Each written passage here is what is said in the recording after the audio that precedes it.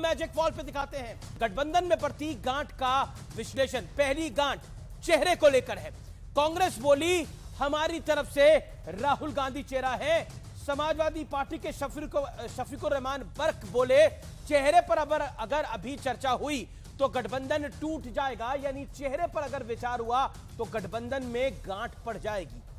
दूसरी गांठ seat sharing, यह बड़ा मुद्दा है। मुंबई में सीट शेयरिंग पर चर्चा की उम्मीद थी, लेकिन संजय राउत ने बोला मुंबई की बैठक में यह मुद्दा ही नहीं है। और यह एक मुद्दा ऐसा है इसको लेकर सारा बवाल होगा, क्योंकि कौन कुर्बानी देगा, सब कांग्रेस की कुर्बानी चाहते हैं। बढ़ता हूं मैं आगे। तीसरी बड़ी गांठ वो संयोजक था। नीतीश कुमार संयोजक की रेस से लगभग अब बाहर हो चुके हैं। यह नीतीश कुमार को अब तक का सबसे बड़ा झटका है। और अब संयोजक के लिए मल्लिकार्जुन खड़गे का नाम उछाला जा रहा है और यह हो सकता है कि इस बैठक में मल्लिकार्जुन खड़गे को संयोजक बना दिया जाए। और खबर यह भी है सूत्रों के हवाले से कि आम आदमी पार्टी और कई प्रमुख जो दल हैं INDIA गठबंधन के, उन्होंने मल्लिकार्जुन खड़गे को दलित चेहरा होने के नाते प्रधानमंत्री पद का उम्मीदवार भी बताने का काम कर रहे हैं और उन्हें समझा रहे हैं कि आप कांग्रेस में अब समझाइए और प्रधानमंत्री का उम्मीदवार बन जाइए। बढ़ता हूं मैं आगे। चौथी गांठ कहीं साथ है और कहीं खिलाफ है। केंद्र के चुनाव में सब साथ होने का दावा कर रहे हैं, लेकिन बंगाल में ममता सरकार को लगातार कांग्रेस कोस रही है। छत्तीसगढ़ सरकार को आम आदमी पार्टी भ्रष्ट बता रही है, कह रही है कि भूपेश बघेल की सरकार ने अब तक का सबसे बड़ा भ्रष्टाचार किया है। और कन्वर्जन के मुद्दे पे भी आम आदमी पार्टी छत्तीसगढ़ की सरकार को घेर रही है और लगातार दबाव बना रही है, लगातार बयान दे रही है। बढ़ता हूं मैं आगे। पंजाब सरकार पर लगातार कांग्रेस का हमला जारी है। वो कह रही है कि भगवंत मान जो है वो बड़े खराब सीएम हैं, करप्ट सीएम हैं, ये आरोप लगा रही है। बढ़ता हूं मैं आगे अब बड़े सवाल की तरफ, लेकिन आज सवाल में एक ट्विस्ट है और ट्विस्ट ये है कि खींचतान के बावजूद इस गठबंधन की तीसरी बैठक एनडीए के लिए चुनौती साबित होगी। यानी इन तमाम घटनाक्रम के बावजूद बैठक तीसरी हो रही है और क्या यह तीसरी बैठक कुछ बड़े सवाल खड़े करेगी? आज आर पार में हम इसी की बात करेंगे।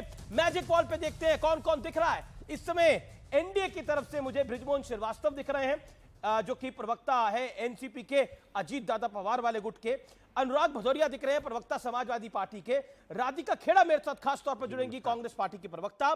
मेरे साथ जुड़ेंगे डॉक्टर सुधांशु त्रिवेदी, भारतीय जनता पार्टी के सांसद प्रवक्ता। अनुराग भाई, आप ही का रुख कर लेता हूं। मैंने जो पहली गांठ बताई चेहरा, उस पहली गांठ में बयान आप ही की पार्टी के सांसद का है। सवाल का जवाब दीजिएगा, 50 सेकंड का आपको वक्त दे रहा हूं, इधर उधर की बात मत करिएगा। आखिरकार आपके नेता ने, आपके सांसद ने यह क्यों कहा कि चेहरे पर अगर अभी चर्चा हुई तो गठबंधन टूट जाएगा? देखिए, हमारा अटूट गठबंधन है। ये फेविकोल का जोड़ बहुत मजबूत है, इंडिया, और हम इंडिया सब एक हैं। हमने आपको बोला समाजवादी की तरफ से जो सबसे बड़ा चेहरा है उत्तर प्रदेश में वो अखिलेश यादव जी है, वो भी प्राइम मिनिस्टर कैंडिडेट हो सकते हैं, इसमें कौन सी बुराई है। टीएमसी की तरफ से ममता जी हो सकती है, नीतीश कुमार जी भी हो सकते हैं। हमारे पास तो यहाँ पीएम के कई सारे चेहरे हैं और मजबूत चेहरे हैं, और जिनके पास जिनका काम करने का एक्सपीरियंस भी है, जिन्होंने अपना अपना प्रदेश चलाया भी है। जैसे उत्तर प्रदेश को बहुत अच्छी तरह चलाया था अखिलेश यादव जी ने, आज भी उनके विकास के काम को लोग याद करते हैं। इसलिए कह रहे हैं हमारे पास चेहरों की कमी नहीं है।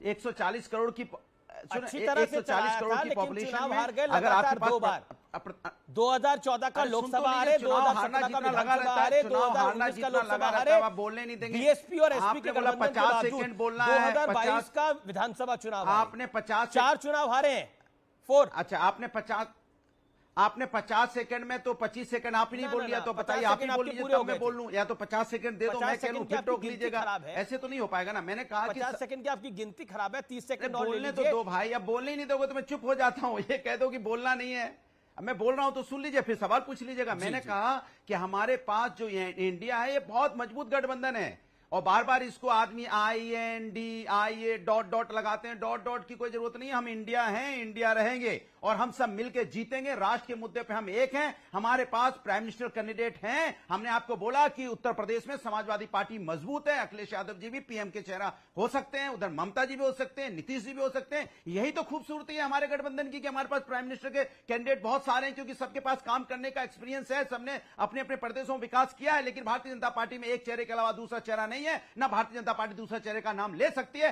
क्योंकि वहां पे चेहरे पे नाम पे चर्चा हो ही नहीं सकती। हमारे यहाँ चर्चा है, क्योंकि हमारे यहाँ लोकतंत्र मजबूत है। जो लोग जीत के आएंगे, सदस्य जीत के आएंगे, जीतने के बाद बैठेंगे और अपना नेता चुन लेंगे और देश को प्रधानमंत्री मिल जाएगा। ये तय है कि इस बार भारतीय जनता पार्टी की हार निश्चित है। देखिए, ये आपके साथ दिक्कत है कि आप जीतेगा शांत तो नहीं होते हैं, इंडिया लगातार बोलते हैं। जीतेगा इंडिया। नहीं, अगर टीवी पे बोलने से आपके इंडिया जीत जाएगा, यानी आपका गठबंधन जीत जाएगा, तो आप 2019 का चुनाव जीत जाते, जिसमें सपा बसपा का गठबंधन था।